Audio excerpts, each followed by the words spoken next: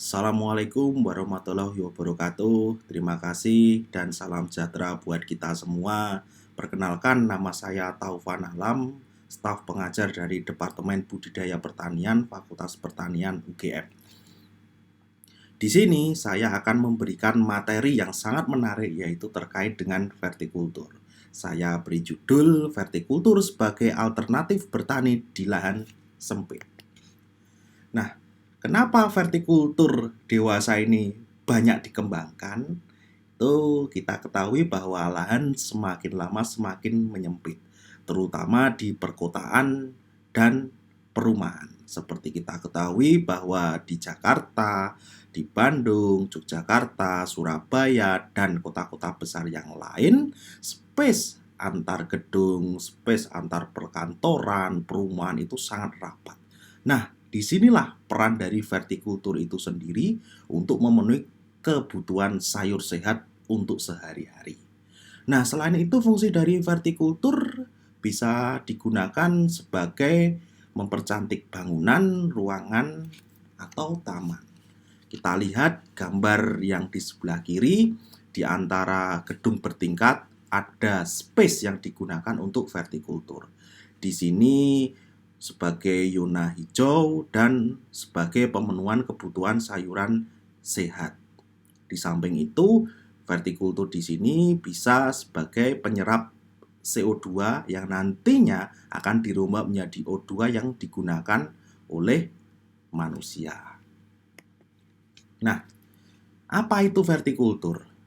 Vertikultur adalah sistem tanam dalam pot yang disusun secara vertikal dan horizontal atau bertingkat. Nah, komoditas yang cocok untuk vertikultur itu sendiri adalah komoditas sayuran dan tanaman hias. Contoh sayuran adalah seperti kangkung, caisim, pakcoy, cabai. Dan untuk tanaman hias ada tanaman mawar, kembang kertas, dan lain-lain. Nah, ada beberapa persiapan untuk pembuatan vertikultur. Ada 3, yang pertama adalah kerangka dasar. Kerangka dasar itu sendiri adalah bahan dasar untuk membuat vertikultur. Tergantung bahannya dari apa. Ada yang dari pot, ada dari pralon, dari bambu, talang air, bahkan ada dari gedebok pisang. Nah, selain itu juga terkait dari sistem pengairan yang digunakan. Sistem pengairan bisa manual, yaitu setiap hari kita menyiram atau sesuai dengan kebutuhan dengan menggunakan irigasi tetes atau drip irrigation, dengan menggunakan infus, menggunakan pompa seperti pada akuarium, dan model-model yang lain. Yang kedua terkait dari media tumbuh, pupuk, dan pestisida. Di sini termasuk juga tanah, aran skam, media-media lain seperti dari bekas akar pakis, bekas pembuatan jamur tiram, atau nama lainnya adalah baglok. Nah, selain itu pupuk juga yang termasuk adalah pupuk kandang, pupuk kimia, pestisida, zat pengatur tumbuh, dan lain-lain. Dan yang ketiga adalah bahan tanam. Bahan tanam ini adalah bibit atau benih, sayuran, atau tanaman hias yang nantinya digunakan untuk menanam di vertikultur. Nah, ada beberapa syarat tanaman untuk vertikultur. Yang pertama adalah sesuai dengan kebutuhan. Jumlah tanaman disesuaikan dengan bentuk dan jumlah dari vertikultur itu sendiri. Yang kedua, diusahakan tanaman bernilai ekonomis tinggi seperti cabai. Ketika pada saat harga yang mahal, kita bisa memenuhi kebutuhan cabai dari kita menggunakan sistem vertikultur di sekitar kita. Yang ketiga adalah dengan perakaran yang pendek. Kenapa dengan perakaran yang pendek? Karena space dari vertikultur itu sendiri hanya sempit. Kita bisa membedakan antara menanam pada vertikultur dengan menanam di atas tanah. Syarat yang keempat adalah berumur pendek, maksimal 3 bulan. Nah, tanaman-tanaman yang cocok seperti kangkung, caisim, lombok itu maksimal berumur 3 bulan. Kenapa kalau lebih? karena media yang digunakan untuk vertikultur itu sudah tidak baik lagi. Kenapa? Karena terjadi pengurasan unsur hara yang ada di dalam vertikultur tersebut.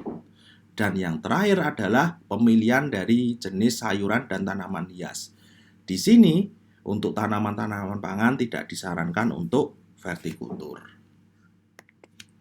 Nah, ada beberapa ragam dari vertikultur. Yang sebelah kiri adalah menggunakan pralon yang di dalamnya diisi media yang kemudian ditanami tanaman sayur-sayuran. Yang kanan ini menggunakan botol air mineral lebih sederhana, diisi dengan media, kemudian ditanam tanaman sesuai dengan keinginan kita. Nah, yang kiri ini adalah vertikultur dengan menggunakan bambu. Bambu kita belah, di dalamnya diisi media, disusun bertingkat, kemudian ditanam sayuran. Yang sebelah kanan menggunakan talang air. Sama juga prinsipnya yang dengan menggunakan bambu. Nah, ini yang lebih modern lagi. Ini adalah menggunakan pralon yang tertata dengan baik, kemudian diisi dengan media. Sekilas nampak seperti hidroponik, tetapi berbeda. Kalau hidroponik itu menanam di atas air, hidro. Kalau vertikultur, dia tetap menggunakan media. Nah, yang sebelah kanan ini adalah pot-pot yang digantung bertingkat. Ini untuk mempercantik lingkungan. Kemudian ditanam biasanya tanaman hias, tanaman bunga-bungaan. Nah, yang sebelah kiri ini menggunakan semacam, ini adalah polybag yang ada di dinding, kemudian ditanami sayur-sayuran. Nah, ini yang menarik, yang kanan. Ini menggunakan bekas dari tanaman pisang yang dilubangi, kemudian diisi dengan tanah dan pupuk kandang. Nah, di sini keuntungan menggunakan gedebok pisang, ini di sini ini kandungan airnya banyak, kandungan vitaminnya juga banyak, sehingga bisa menyuplai pertumbuhan untuk si sayuran tersebut. Nah, di sini akan saya tampilkan video singkat terkait tahapan pembuatan vertikultur. Ini saya ambil dari Kementerian Pertanian Republik Indonesia. Nah, akan kita mulai.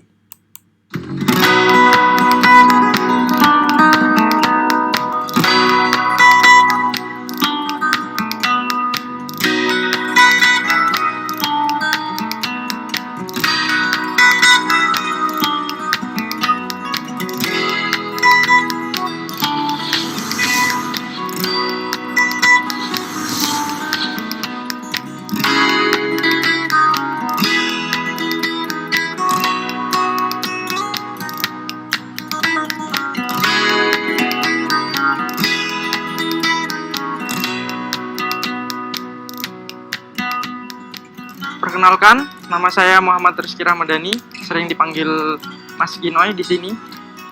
Kita sedang berada di Agroedukasi Caping Merapi.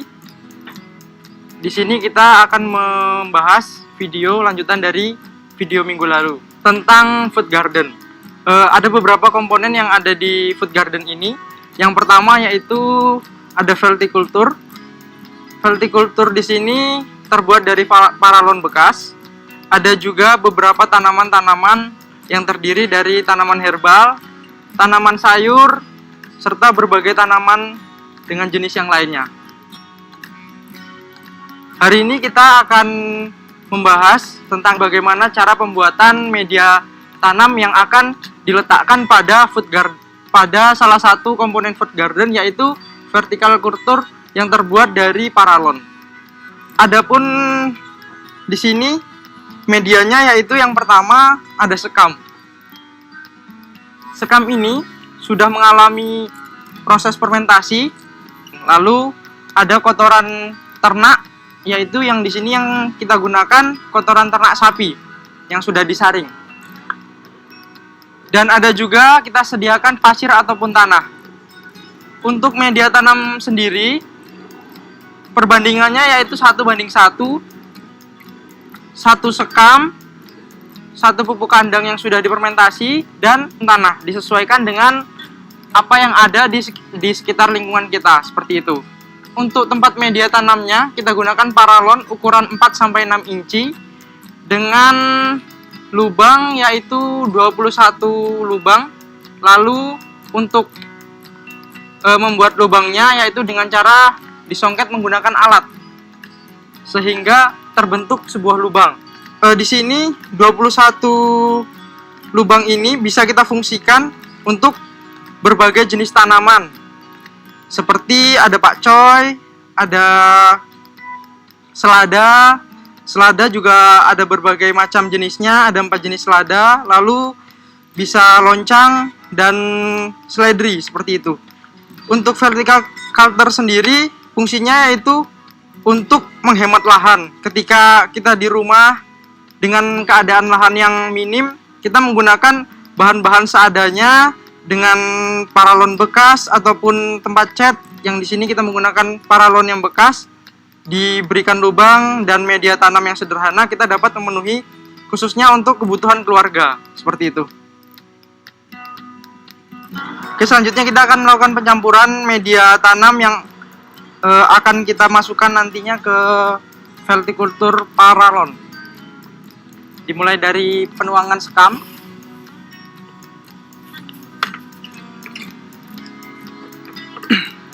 Setelah itu ada pupuk kandang.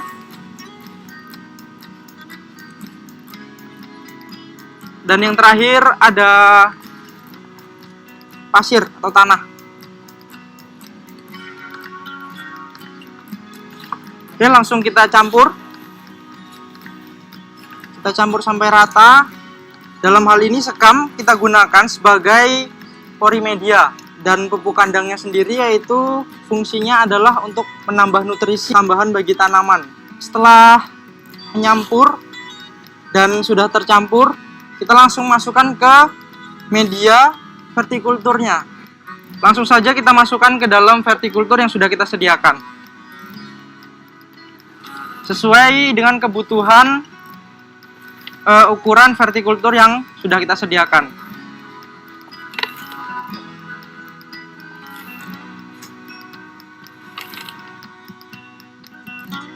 Setelah tadi paralon yang kita isi sudah kita isi dengan media tanam, lalu kita menyiapkan bibit. Di sini ada 2 bibit selada keriting. Dengan cara penanaman yang sangat mudah, yaitu dimasukkan kedua jari kita tancapkan atau kita masukkan ke dalam vertikultur yang sudah tersedia media tanam seperti itu. Lalu diusahakan sebelum menanam sebaiknya bibit ini disiram dulu supaya akarnya bisa merekat dengan tanah yang ada di sini dan lebih memudahkan kita untuk menanam seperti itu.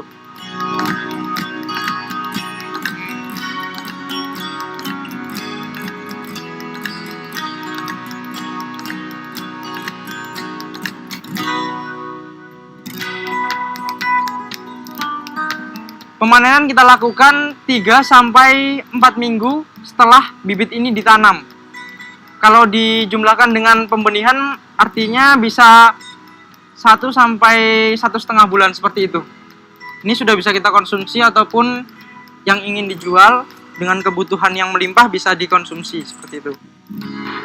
Terima kasih kami ucapkan atas perhatian teman-teman sekalian yang sudah meluangkan waktunya untuk menonton video yang kami sajikan tadi, proses dari urban farming di mana ketersediaan food garden yang fungsinya adalah sebagai efisiensi lahan, yaitu khususnya di daerah perkotaan yang memiliki lahan sempit seperti itu.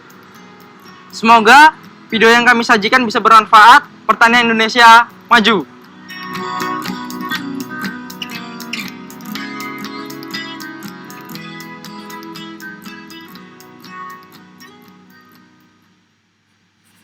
Oke, tadi kita sudah lihat terkait dari tahapan pembuatan vertikultur yang sederhana. Di sini yang akan kami tekankan adalah media. Media yang digunakan adalah campuran antara tanah, sekam, dan pupuk kandang.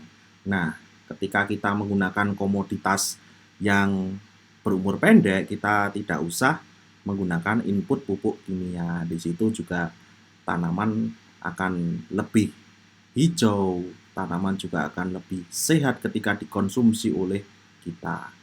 Nah, terakhir silahkan kalau misalkan ada pertanyaan, ada yang masih pengen diterangkan lagi, bisa kontak saya, bisa datang ke kantor kami di Departemen Budidaya Pertanian Fakultas Pertanian UGM. Nomor HP, bisa telepon, bisa WA, dan bisa email. Nah, ini saya juga ada salah satu aplikasi dari Fakultas Pertanian UGM yang dinamakan aplikasi Desa App. Di sini Bapak dan Ibu semua bisa menginstal di Android atau di iPhone Bapak Ibu semua. Kemudian di sini Bapak Ibu semua bisa mendapatkan informasi serba-serbi pertanian, mulai dari harga, mulai dari sebaran dari sayuran, kemudian bisa interaktif dengan kami ketika Bapak Ibu ada permasalahan, langsung nanti bisa di-share ke Desa App, kemudian kami dari tim pakar di pertanian akan mencoba memberikan solusi terkait dari permasalahan Bapak Ibu semua. Oke, cukup sekian dari saya, kurang dan lebihnya mohon maaf. Wassalamualaikum warahmatullahi wabarakatuh.